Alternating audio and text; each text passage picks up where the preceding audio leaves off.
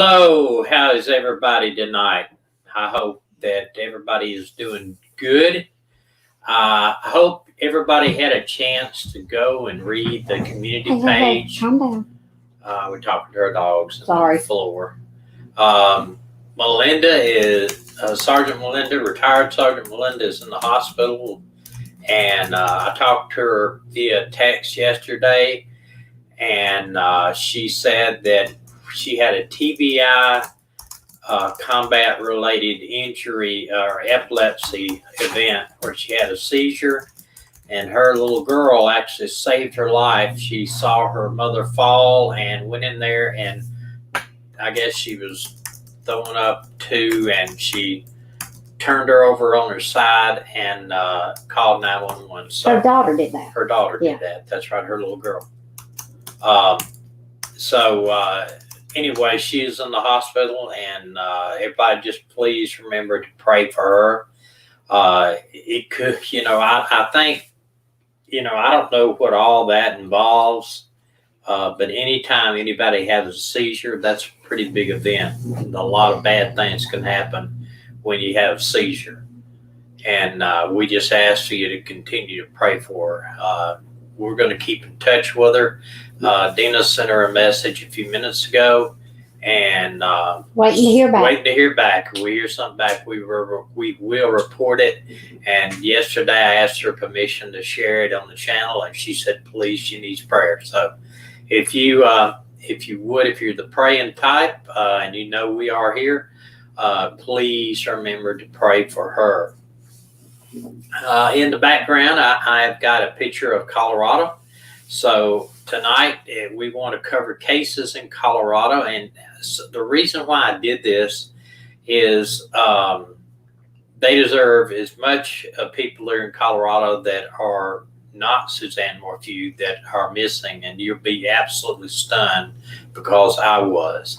And also the fact is, somebody asked me, or how many, maybe they thought there was a group of women that were missing, but it's just unbelievable amount of people, period, that are cold cases in a cold case squad that CBI put out a list, and it appears from the list, I'll let you judge for yourself, that these cases are not solved. But I do want to touch on a few other people that are missing around the country. This one here is from Denver, Colorado, and I think this is the one I picked out from Denver. This missing back in 2019. She was 17 years old, and I thought, well, a lot of these are just would come back, be runaway, but she's been missing 2 years here. Her birthday's coming up. Yeah, her birthday's coming up March 21st. She is beautiful. Beautiful young lady, Leah Martinez, last seen with no other information that I could find out about her disappearance. That was something else too. I thought that was very sad. This one here, got a lot of different pictures. She got short hair, long hair. She definitely got some tattoos that would be easy on her hands, tattoos on both hands and on her back, I think that is. Missing 2019 from Mosca, Colorado? Mm-hmm. Endangered, missing female. She was 32, I think now. She was age 30 when she went missing. And it tells she does suffer from suffered bipolar disorder, schizophrenia, and has been prescribed medication for her conditions. She left her medication behind. And, we had talked about this. This is her little details. She was walking away from her home on August 15, 2019. She left belongings behind, including her phone, identification, medication. Never been heard from again. So she could have got picked up by somebody and taken off, or she could have wandered into the woods and disappeared. Now, I want to tell you about, and I'm sure a lot of you know about bipolar. Bipolar is really tough disease because when they take their people that have bipolar, they take their medication, and as they get to feeling better on their medication, then they convince themselves they don't need their medication anymore because it does have side effects, believe me.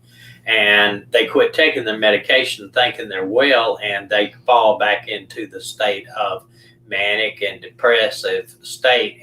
But they're so involved in this manic and depressive state that they don't go back on their medication. So it's a never-ending cycle. It really is.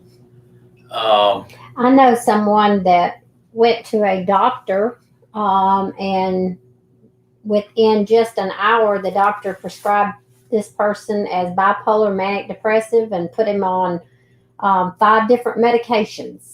And sometimes that is not the And case. it was not the case. Not at all. And thank goodness this person has gotten off of all of it, and is doing so much better. And we just had today an Amber Alert issued for a missing Chattanooga, Tennessee teen believed to be in the western states. So they think she may be with this gentleman either in Colorado, Nevada, out west anyway. She is 5'3", 110 pounds, brown hair, brown eyes. Tennessee Bureau of Investigation says in June of 2020, Hamilton County investigators secured a warrant charging John Westbrook with the custody interference case. And so this is back from March, updated on March the 10th, I guess, of last year. This year. I'm sorry. That's why it popped up on my today. But anyway, this beautiful little girl with her dog. Her dog's with her. One of her dogs, it says, with her, with this guy. That's why these grooming of these young teenagers is so dangerous. So if you live out west and you were to see this, no other best way for me to say it is animal with this young girl, please call the police and let them take him into custody, and hopefully she is found alive. But it sounds like it's one of these, like these teachers groom these little girls and take them off. So he would pretty much be easy to see, and maybe what I'm thinking he could be in Colorado because of their drug stance out there. But could be anywhere really, California or anywhere, Alaska. It's basically too, it says after she did not return from a weekend with her non-custodial father. I guess this is her non-custodial father, so maybe they won't be any hanky-panky or anything like that, but he is definitely... So he didn't have custody, he just had visitation. He just took her. Yep, just took her. Yeah, and And the custody battles are... And see, she's old enough by now. She's old enough now to make her decision on her own, probably. Oops, so let me go back out. I tried to press something and I didn't get it here. I agree, MH. I knew that face looked familiar. Yeah. What's that? She said he looks like a young Donald Sutherland. Yeah. Chattanooga here, it says here a little bit more so in here. They was indicted for aggravated kidnapping in connection with Daphne's disappearance. Now, I'm going to tell you, just plain custody issue is, normally what they do. So aggravated kidnapping, I want to know what he did. He might have forcibly took her by force. Authorities believe that he traveled to western U.S. And he's known in Colorado, contacts in Colorado, New Mexico, California, and Washington, where his contacts are.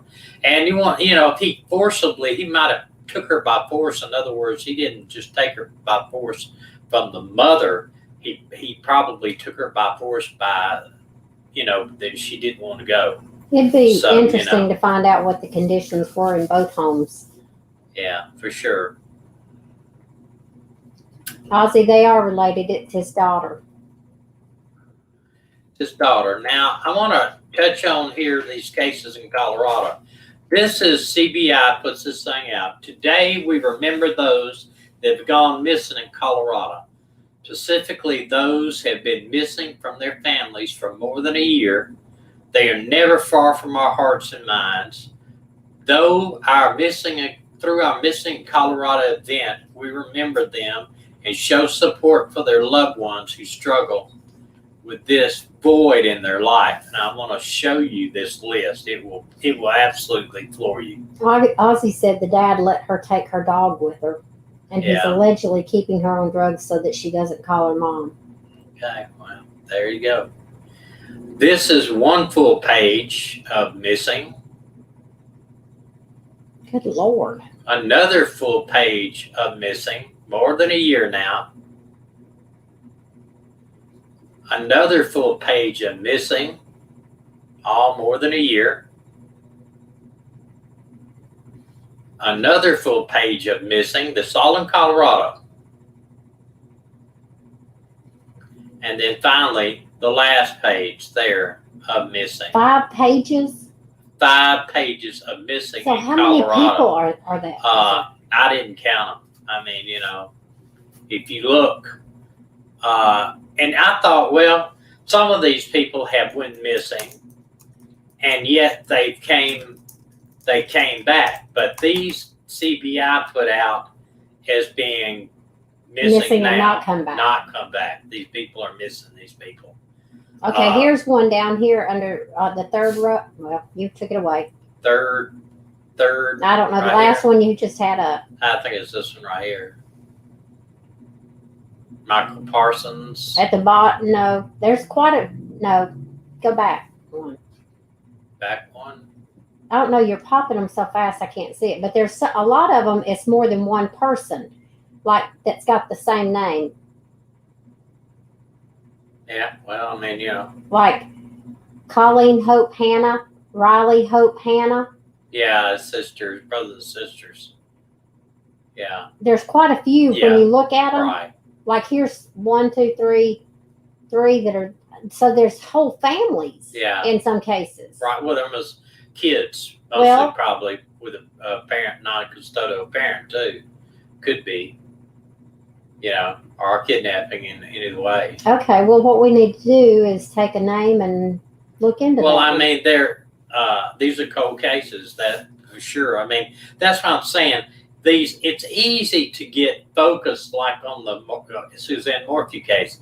It's easy to get focused on one that everybody knows about, but then look at all the ones that we don't know about until I pull that up today. I mean, I never heard of all these people. And I just happened to pull up just a few other cases today that, but some of these I'm sure are 20, 30 years open cases. But these are all that have just disappeared and never. Okay. And this is just Colorado. It's just Colorado. I mean, I looked at New Jersey and I was blown away by how many teenagers are missing in New Jersey. They say 800,000 children and young people come up missing every year. Some of them go home, but that's it, man. These are some cases too that I pulled up that have kind of baffled police too over the years. Kathleen Barnum, Catherine Barnum. She left or disappeared when she's 24 years old.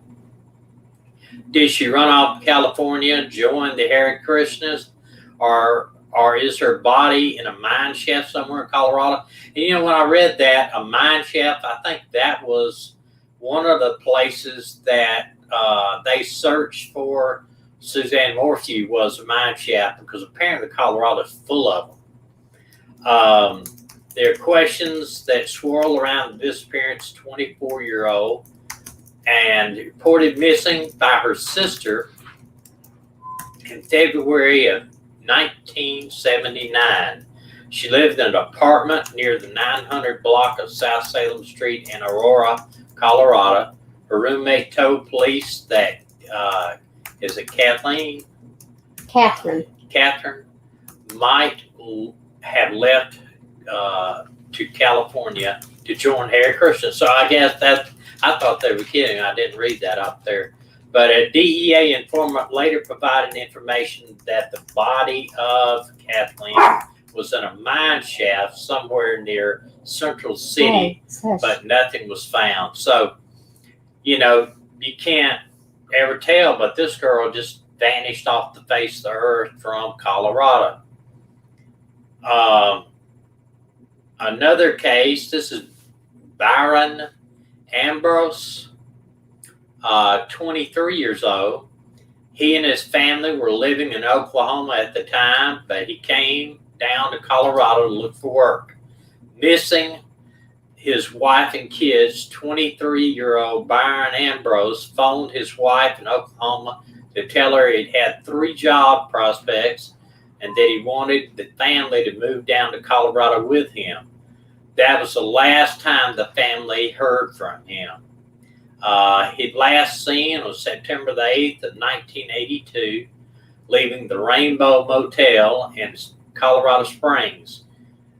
He was heading to Denver area, but the next day his truck was found abandoned in Pueblo. Mm-hmm. The opposite direction of where he was traveling. Investigators later learned that Brian might have met up with a man named Carlos Torres, or aka Cat. Torres has a tattoo of a black cat on his left shoulder. It is not clear if Carlos had anything to do with his disappearance. But you think about that, nothing. He's never been seen since. No bones found, no body recovered, nothing has never been seen since.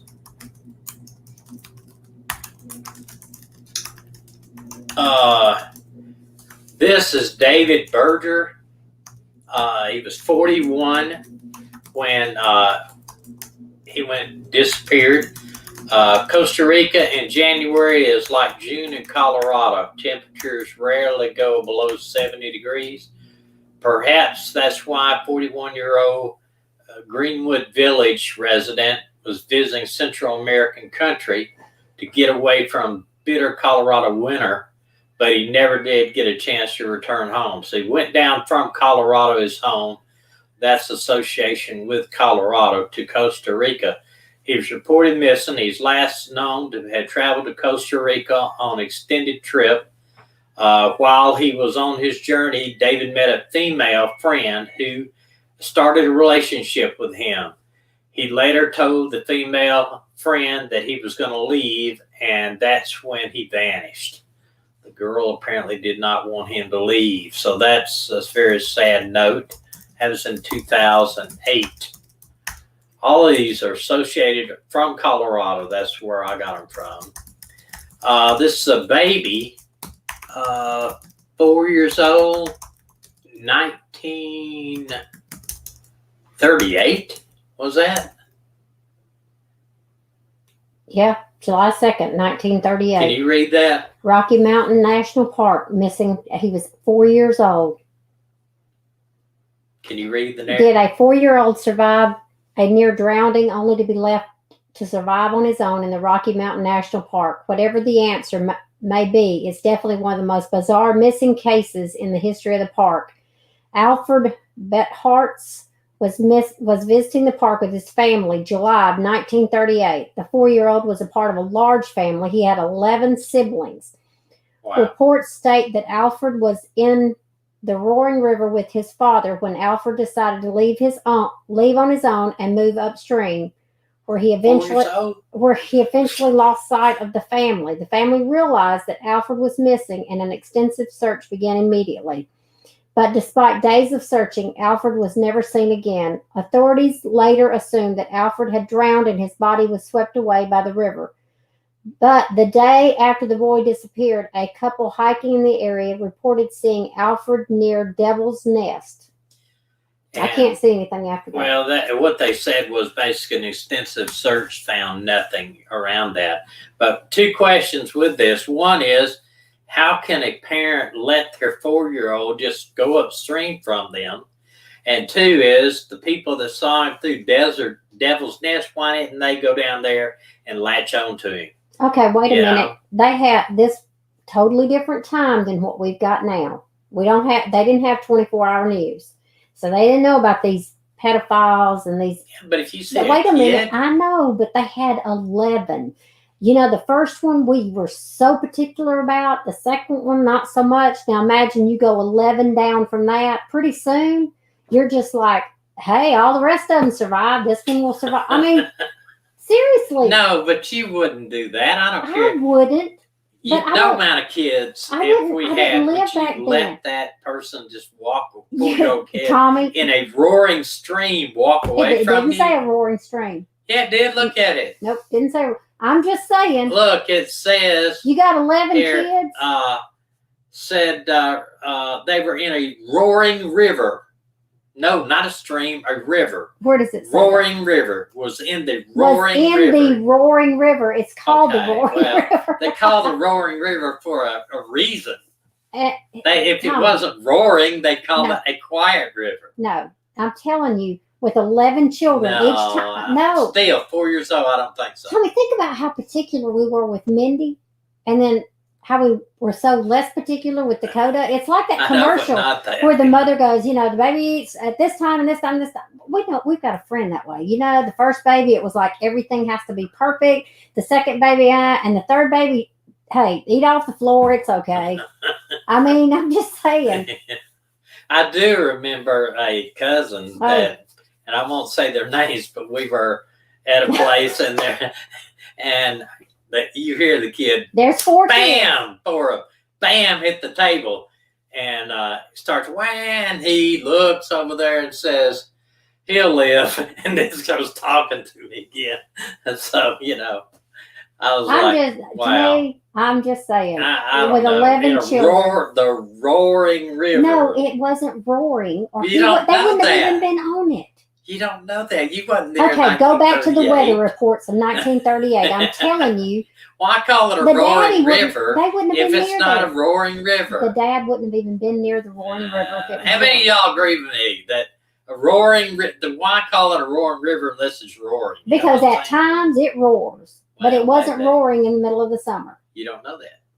Well, you don't know it was. I'm still saying I wouldn't have done that. Well, that's all I'm saying. And then the second couple saw the little baby in an area by itself. A 4-year-old. Right, but a 4-year-old in an area by itself, and don't go down there and kind of say, "Hey, where's your mom and daddy?" Oh, Rowan, yeah, it's 80 years old. It is an 80-year-old case. Yeah, but it's just. But he's got siblings that possibly could still be alive that are out there. There was probably some younger than that one with 11 siblings. He couldn't have been the oldest, but he might have been like the 9th or 10th. Okay.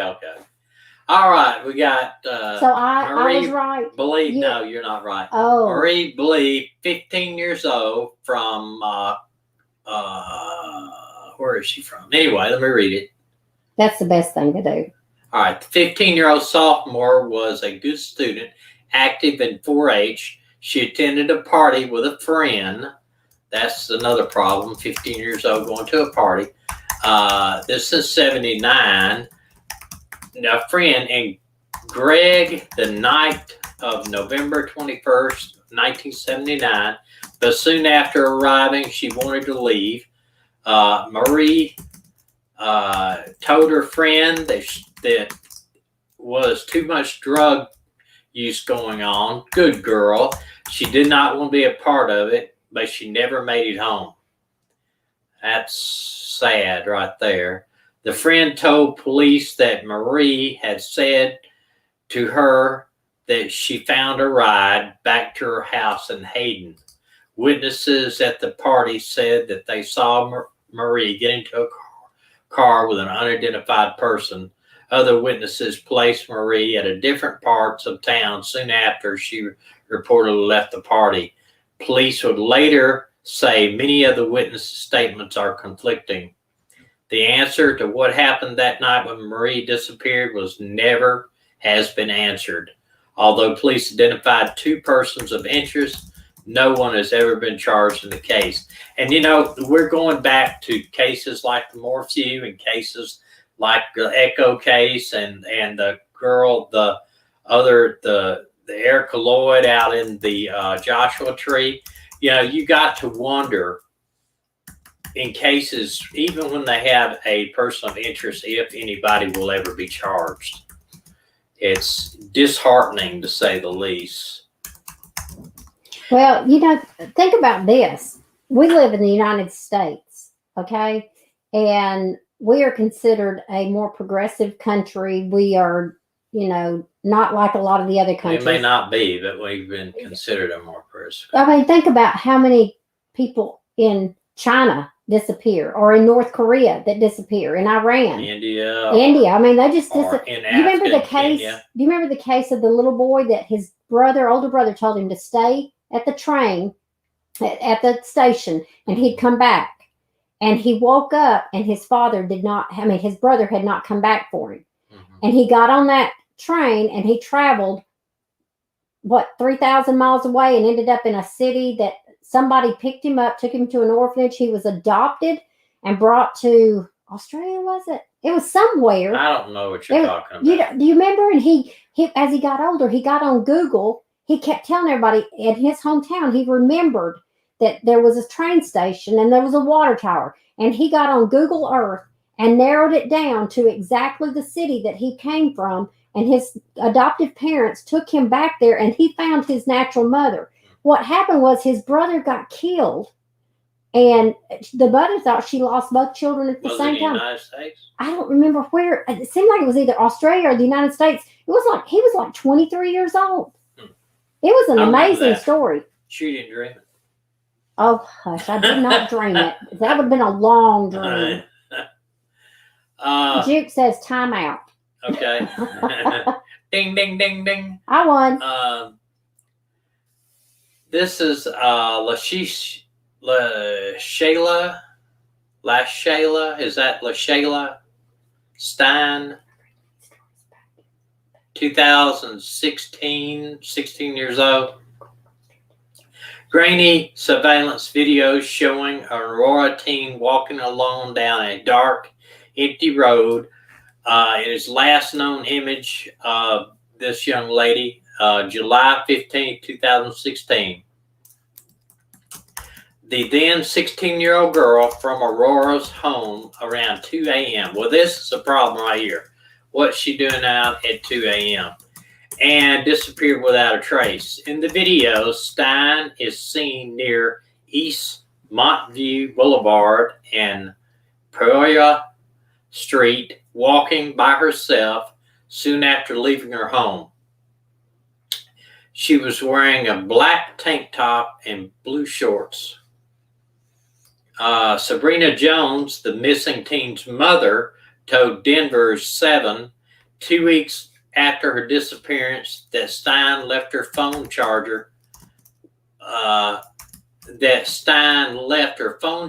Wallet, and she didn't pack any clothes. Even though she did leave at 2 o'clock in the morning, I don't think she meant to stay gone, said Jones. So she thinks maybe she left to meet someone possibly, but did not come back. Said Jones said her daughter was an honor student supposed to start an internship just weeks after her disappearance. She had an internship at a university hospital for the next 5 days, said Jones. She wouldn't have missed it for the world. She was so excited. Stein is 5'7" tall, weighs 150 pounds. She has long black hair, brown eyes, quarter-size round scar on her chest. Police say she typically wears silver watch on her left wrist. They have a $15,000 reward to help her not reunite Stein with her family, and they want you to call the Aurora Police Department if you see her or know anything about her missing. $15,000 reward. $15,000. Sandra counted your pages, the missing on your pages, and it was 630 in Colorado alone. On And that's all it, of the pages? Yeah, and that's all that the ones we know that they know of. There's no telling how many haven't been reported. That's very true. That's sad. And then you have missing since April the 28th of 1990. Littleton, Colorado is 27-year-old. It was early morning hours on Saturday, April the 28th, 1990. Nancy Shoup was getting ready to leave a co-worker's home in Boulder. She got into a dark green two-door 1984 Volvo and headed off. The 27-year-old mother of two had to stop at a home of her husband to pick up their two small children before taking them to her home in Littleton. I guess that was maybe her ex-husband. Doesn't say that. But she never arrived at her husband's home and has never been heard from again. Police later found Scoop's Volvo parked at a Littleton's home on Hinesdale off Dry Creek between Holly and University. But there is no sign of a missing woman. Neighbors told police that the car was parked in an unusual space and that they'd seen it early at that same morning. So that, her husband, it sounds like they were living in two different locations. But this list, and I want to go back to it real quickly because I'm kind of out of my space of what I wanted to cover tonight. But the list here, I mean, you look at that list. To me, that's just it's incredible. That many names. Of course, we don't know what time. They don't give us the time. Well, we know, I mean, it could be very old. Anything after 1 year missing. I wouldn't have thought that you would have found one from 1938, though. That's surprising. Well, that was in a group of 7 that they said that they had baffled police, Colorado police, on their disappearance. So, that's where they came from. Does anybody else want to bring up anything else? Because I ran through it kind of quick, and I want to cover anything, ask any questions, or let's go back to the little baby opinions. To the 4-year-old. No, I'm not going back to that. People don't like to see us argue. We're not arguing. I know, but they consider but it. We're giving it a father's opinion versus a mother's opinion, and the mother is thinking way back then what it would have been like, and the dad is not. Okay. Don't agree, but that's just how opinions are, you know what they say. Don't say it. Opinions you won't are let me. You will not let me say the mojo, the molasses joke. So don't. No, and you don't want me to get into the church incident either, do you? Nope. Just questions. Okay. Oh. I have not, Rowan. We have not heard back from Melinda. I've tried to contact her. Yeah, somebody, Jukes says, read The Strong-Willed Child. We read Strong-Willed or Dreamer. So our son is a dreamer. Yes. The dreamer child. Our son is the dreamer child. Well, and honestly, if you think you've got a strong-willed child, read that. Because dreamers are so different than strong-willed children. They strive to please you. They don't want to push your buttons. It's not that. It's just they think so different. I would tell my son, go in there and clean your room. And he would go in there and he would be in there for hours. And I would go in and I'd say, you have not cleaned your room. Yes, he thought he had. And the way it was described to me is they give you a test. And my husband took the test, I took the test, and our daughter took the test. And our son is a dreamer. But they describe it as, many people can think inside a box, and men have boxes that they put themselves in, and, they pull this box out to think about this thing, and they can't think about something else over here while this box is out. So they got to put that box back before they can get this other box out. Anyway, dreamers don't think outside a box. They don't think outside the box. To dreamers, there is no box. So yeah, it's really, I would highly suggest. Juke said we've been cooped up in your RV too long. We haven't been in our RV that long. We just drove it. In fact, we got it in the driveway. It's out there in the yard. Yay! But yeah, we're starting to load it now, and probably see what we'll probably do. What we gonna do is go through it and then find out we need to unload some. So we need to. Somebody asked, is there a cold case squad in each county? I doubt it. Yeah, I doubt it too. Because one is, it's these little small counties. They don't have the money to just designate one person to do that. They may have a guy that takes it up on his own to keep, in the background, kind of keep looking into something. But most of these small counties in Colorado are way undermanned, and they do not have a chance to get somebody cold case. We did not have a cold case in the last department I worked at. We did not have a cold case, but we didn't have that many what you say cold cases. I know they were not cases of death investigations, but they were many runaways that I don't know if they ever found them, or they were like cases hit and runs. And you think about that, if somebody gets hit by like a pedestrian guy. I remember one particular case, one of our dispatchers, his wife actually ran over in their mailbox and was put in the hospital, but she didn't die. But they never did find out who did that. And then I was beside my, when I was in uniform, I was beside my patrol car, and a drunk came off the road and hit my patrol car, slid the patrol car 6 feet, knocking me down and taking me. I had to take a ride to the hospital in an ambulance, but they never did find out who that was. So, it wasn't that woman. No, that was a whole different thing. But you almost got hit by her. I almost got hit by But the city that we lived in at the time, the police officers kept taking her home instead of arresting her. Yeah, but this is something else. I was down in the projects near Mason. Oh yeah, I remember that. But and then there were murders in the large town that I worked at. There were a couple murders that to this day have still not been solved.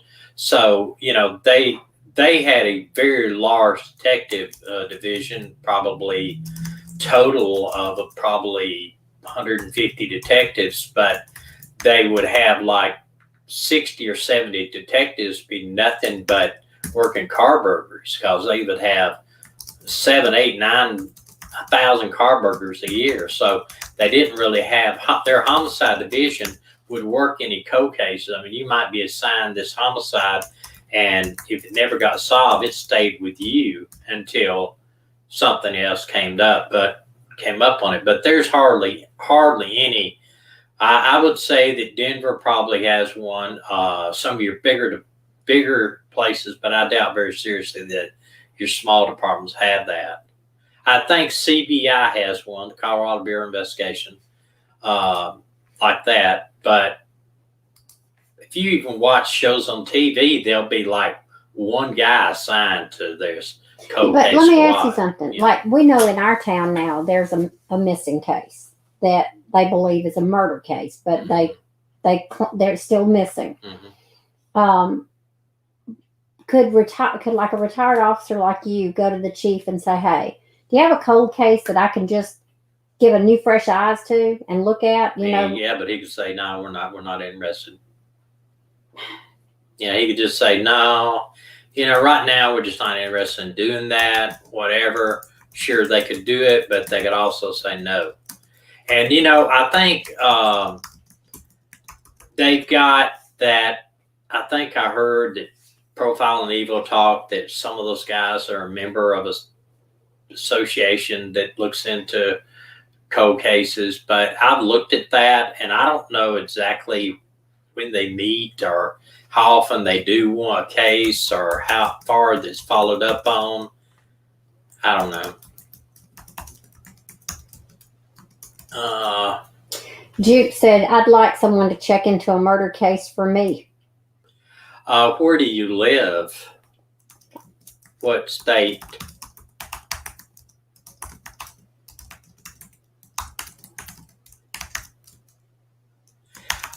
What I would suggest, if the police are not looking into it, there's two ways you could do it. There's some, like I said, there are some organizations that do that. They're Can he send you the retired information? officers. Only thing with me is I don't have the, if I'm not in that state already, or you might check with the state police and see if they have a cold case unit. The problem I see, it depends on where you are too.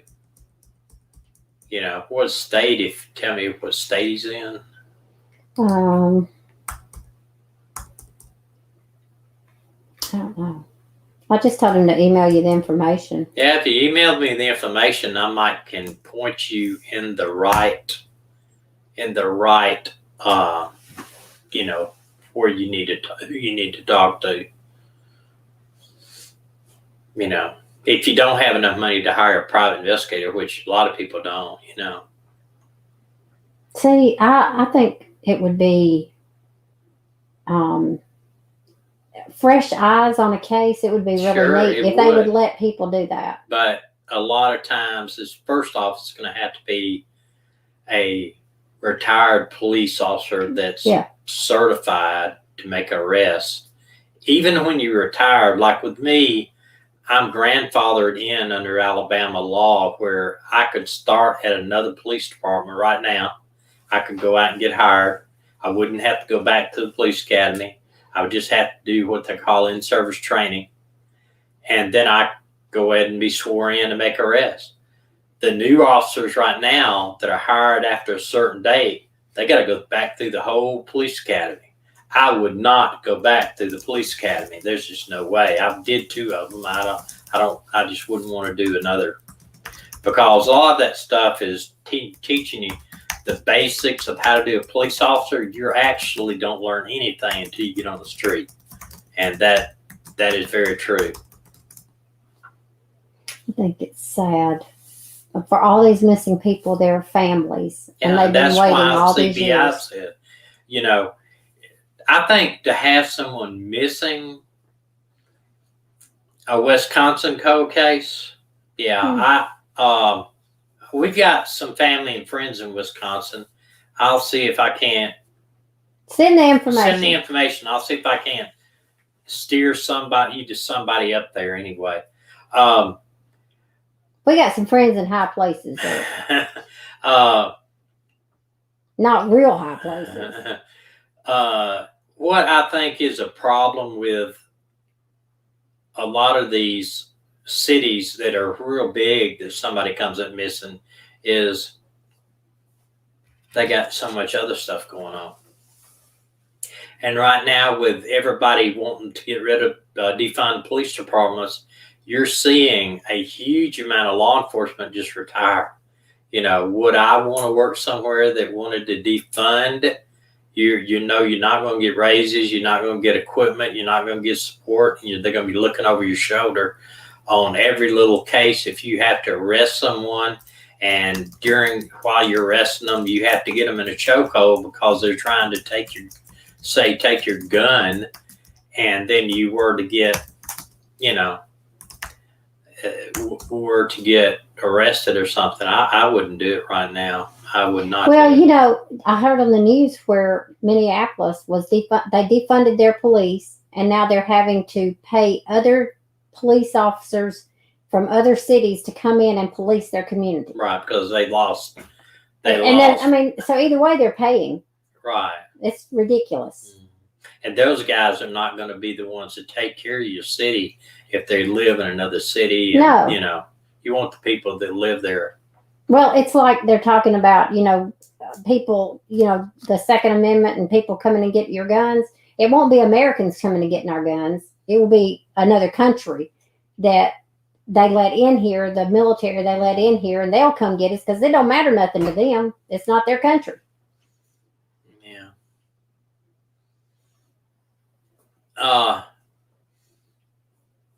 Does anybody have anything else? I know we're actually, it's just been 46 minutes, but I don't want to just babble on, you know, about nothing.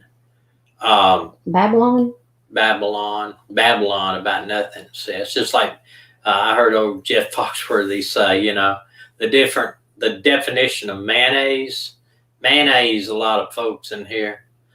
Hey, listen, if any of y'all know how to make your iPhone, you know how Siri, you can make him, like mine speaks, it talks like somebody from Australia because I love the language and the way they talk. So my phone talks, the person on Siri talks just like a female from Australia.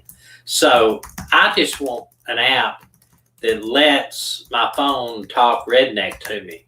I mean, I could seriously understand that better. And, you know, he could say, you know, he could talk, y'all better slow down. It's some police up here. Polly asked what happened with Adam Walsh case. Didn't they find the killer of Adam Walsh? I read an article about that. They think they know who the killer was. I think they ended up being arrested in that because there was a videotape. A tape, cassette tape. Yeah, a confession. Of him torturing Adam, and the dad had to listen to it. Of him, he would cut him.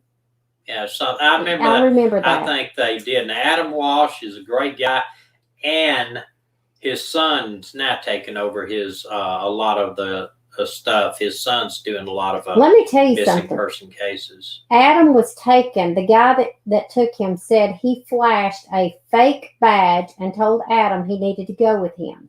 He wasn't in a uniform. He was just flashed a badge. In the city that we used to live in, it was a tourist town. I went into one of the souvenir places, and they had these gold badges, fake gold badges for sale. And it was the sheriff's department. It was the state troopers. It was police. Right. It was all these different badges for sale. And I was furious. I asked him, why would you sell these things here where somebody can use them to get a child? Worse than that is you can buy police badges on eBay. That's ridiculous. And there's groups here on Facebook that deal in guys that collect police badges. I mean, I can see police patches, you know, those are even after 9/11, most police departments kind of slowed down on that. Yeah, I love the mountains behind me, and this picture is Colorado. It was The Lion was the name of the movie of that young man that found his way back to India. Okay. It's a true story. All right. Yeah, we love, I'll tell you, one of our favorite places in the lower 48, we haven't been to Alaska yet, but we are going, is the Grand Tetons. And this is not, the mountains there behind us they're not as large as the Grand Tetons. The Grand Tetons are incredible. If you get a chance, go. When he said the Grand Tetons, I got holy bumps again. They just, they're so majestic. You can see the hand of God. Oh. We're probably going to do what they call boondocking out there this coming year, which, I mean, this year that we're in is basically go somewhere that doesn't have electricity or water or anything and just use our solar. But there's some awesome places. You just got to watch my puppies. I don't want to get them eaten or by a bear or trying to chase a bear, because my little dog, he don't know no difference. I mean, it don't matter how big whatever it is. No, she went after the bison, buffalo, when we were in Yellowstone. Oh, we didn't let her out. No, it was in the car. But she thought she could whip those bison. Now there was something else I was going to say about the dadgummit, those badges, because there's you don't need no stinking badges. Yeah, I don't think we understand. I know Thomas knows a whole lot more than, and he knows not to share with me. We're listening to a book right now that I was driving and he had to take over the wheel because I had to cover my ears and sing la la la la la because it was a horrible murder scene and I can't handle stuff like that. But anyway. I've seen stuff and then gone to eat right after it. You got to do it. I mean, you get a first chance to eat, you better take it, especially on a real busy night. And I remember a morning though, we went and saw a pretty gruesome scene and went to eat right after that. Don't tell that. Right. I mean, right after that. Hey, Gonzo, have you ever been to West Yellowstone, the town of West Yellowstone? Great town. He said Yellowstone's my home. Love Yellowstone. West Yellowstone. Love the little town of West Yellowstone. It's right at the western gate of Yellowstone National Park. I mean, the gate's like a mile from West Yellowstone. Absolutely. West. Have you been to the little restaurant that brings the pie that is... No. That's not there. That's there. Williams. That's Williams, Arizona. We went in, it was cold when we went there and it was in June. And we went to a place, it was some type of casino restaurant, but it was actually a pizza place. We ate pizza. They did have some slot machines in there, but now they did have like a band there and stuff. It was nice. West Yellowstone was where I had to go to the chiropractor, and we went in there and he had a newspaper article on the wall where he had adjusted the grizzly bear that couldn't lift its head, and they had tried everything. And so this chiropractor, they put the bear to sleep, I guess, or made him droggy, and he got on this bear and adjusted the bear. And I was just like amazed. Yeah, it was amazing. This big bear, and he's on the back of the bear, and he's adjusting the bear's neck. Yeah, grabbing the bear's neck and snapping the bear's neck. And then after he woke up, the bear was completely healed from this chiropractor adjusting him. So that's we believe in chiropractors for our animals too. Yeah, for sure. But like I said, keep Melinda in your thoughts. Are there any prayers that any of y'all have? She is not doing she's doing better, but she's having to deal with that. That's something she's going to probably have to deal with the rest of her life. And if she's already had this super bad seizure, she's more apt to have one again. And you think about that, it's a form of epilepsy. TBI, combat TBI epilepsy is what it is. And, I don't know if it's probably going to affect her driving and everything.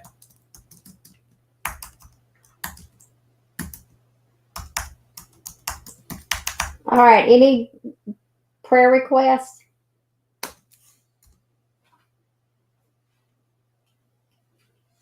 Yeah, and Gonzo and AK, they did a great job out there on the Menzel case. They you might as well say they solved that case with finding the car down an embankment.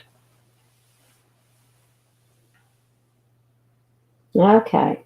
Well, we're going to pray for Melinda. Yes, Lori, we need to pray for our country because what we're going through right now is unbelievable. Pray for the missing. The missing that only God knows where they are. God and the person that made them go missing. Okay. Well, I'm going to start the prayer and y'all can end it with an amen. How about that? Father, we come to you right now, and God, we just thank you for this day that you've given us. God, if there is anything in our lives that would keep you from hearing our prayer, God, I ask that you would bring it to our mind so that we could confess it, and that, God, you would remember it no more. God, we know your word says that if we harbor unforgiveness in our heart, you will not even hear our prayer. And so, God, we search for the unforgiveness that may be there. And we ask, God, that you would help us to forgive others through you. God, we praise you and we thank you, God. When I think of all that you've done for us today, I stand amazed. And I just want you to know how much we love you. And God, we come to you right now for Melinda. God, you know what's going on in her body. You know what her body has been through. God, you created her in her mother's womb all those years ago. And you knew every day she was going to live. You knew every word she was going to say. God, there's nothing that she's going through that you didn't already know and prepare. So, God, we ask right now in Jesus' name that you would pour your healing oil over her from the top of her head to the soles of her feet. And even now, God, begin to do your work by the Holy Spirit of making every part of her body line up and work the way you designed it to. God, we will praise you in advance for the healing that is going to come. God, you know that our hearts go out to the parents and the family members of the missing. God, even this little boy that was lost all those years ago, God, in 1938, he's got siblings or he's got great nieces or nephews. God, there are people that remember that story about their loved one. And God, it would be nice if somehow they had closure. God, we know that you know where Suzanne is. God, she's not hidden from you. She may be hidden from us, but she's not hidden from you. And God, these other people that are missing and the ones that are coming up missing every day, God, these young people and the ones that even tonight, they lay down on their bed tonight and they're thinking that home is the worst place in the world to be and they just want to leave. You know, they don't think they can take it anymore and they're 12, 13, 14, 15, 16 years old, God, and they think they know better than any adult in their life. I pray, God, that you would speak to them tonight when they're deep in their deepest sleep, when all their pride is removed from them. Speak to them, God. Give them dreams. Give them visions. Let them see that in most cases, I would say in almost all cases, but we know it's not all cases, God, that the family that you gave them loves them. They may not know how to love them the correct way. We know, God, that this world is so screwed up and parents do things. Tommy and I were not perfect parents. And God, there have been many times I've cried out to you for the areas in our children's lives that I made mistakes and that Tommy made mistakes. That God, you would apply your mercy and your grace and that our children would not dwell on those things, but they would remember their childhood and their growing up years when they knew that they were loved. We may not have done it perfect, but they knew that they were loved. And they grew up knowing that they were loved and that God loved them. We raised our children to know that, God. And there are people right now, God, that don't know you. They know nothing about you. But God, you want them to know about you. And so, Father, I pray right now in Jesus' name that even now you'll begin to pour out your spirit. God, pour out your spirit on our country. God, we're a divided country and a house divided cannot stand. And God, I pray right now you'll begin to reveal the truth. God, I pray that in Washington, D.C., you will lift up the skirts of that city because I believe a lot of corruption is there, God. Lift up the skirts of that city and reveal the corruption and the sin. Those things being done in secret, God, that have been being done for years, those things that have been done in secret to destroy our country, to destroy our faith in God. God, I pray right now, the ones that are destroying the children, I pray right now, God, you will bring to light those things in the dark. You will uncover those things that are hidden, and you will shout from the rooftop those things being done in secret. That these people think they're getting away with it, but God, they don't get away with anything. And God, it's not just Washington, D.C., it's the state capitals, it's the cities, it's every municipality, God. There is corruption all across our country. They've gotten away with it for so long. But God, we the people of God, cry out to you to bring healing to our land. Let a fire begin. Let revival burn, God. Let it burn. Draw your people back to you. We know it's not long till Jesus splits the eastern sky wide open. We know he's coming back. We can feel it. We know it's going to happen soon. God, I believe it's going to happen in my lifetime. I really do. And there are times in praying with you, to you, God, that I see Jesus at the door of heaven with his hand on the doorknob going, God, can I go now? Father, can I go get my church now? And God, right now is not the time, or Jesus would have been here. So God, we ask that you prepare our hearts. God, your word says that in the latter days, you will give dreams and visions. And God, I pray right now that you will give the dreams and visions to your people. And God, it doesn't take any of us for someone to tell us about God. It's already there. We know it in our hearts. You created that hole in us that cries out, Abba, Father. God, I knew when I was a little girl laying on the bed, I remember at 2 years old, 3 years old, my first thoughts about you. I remember that. You have called me, and I know that. And so, God, I know that what you've done for me is no different than what you'll do for everyone else. Because, God, you created us. You created us to love you and to worship you, but you've given us a choice. And, God, I choose you, and I am so thankful that you sent Jesus for me. God, be with us as we go about our day. Bring us back together again on Friday night. And God, I just pray that there will be such enormous outpouring that the people that are listening right now, that they will have dreams and they will have visions, and that, God, that they will remember them, and that, God, it will be amazing. And God, we just thank you. We thank you in advance for what you're going to do, the healings, the people that you're going to let be found, the ones that are never going to be lost because tonight they dreamed a vision, or they had a vision and they dreamed about what would happen if they left their safe haven of home. God, give parents wisdom and guidance in what they are doing. Give them insight into their children and their needs. God, every one of us has a need, and you are our Abba Father. You are the one that we want to climb up in your lap, lay our head against your chest, and hear the heartbeat of God. We want to hear your heartbeat, God. Help us to see where you're at work and help us to join you there. God, draw us to you. I pray this in Jesus' name. Amen. Okay.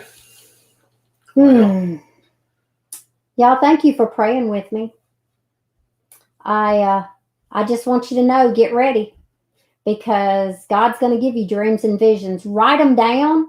Write down your dreams. Ask God for interpretations. Let him give you those interpretations. And one of these days, if y'all want, I'll talk to y'all about some of the dreams that God has given me and some of the interpretations, because I'm going to tell you something. It is amazing. Get quiet and listen for God, because he has a word for you. All righty. Well, we love all of you. I'm not preaching. Yeah, you're a preacher. You don't I'm put not preacher preaching in front of your name. I'm not preaching. Don't do we'll that. See you Friday. Don't do preacher in front of my name. We'll see you Friday. God bless y'all.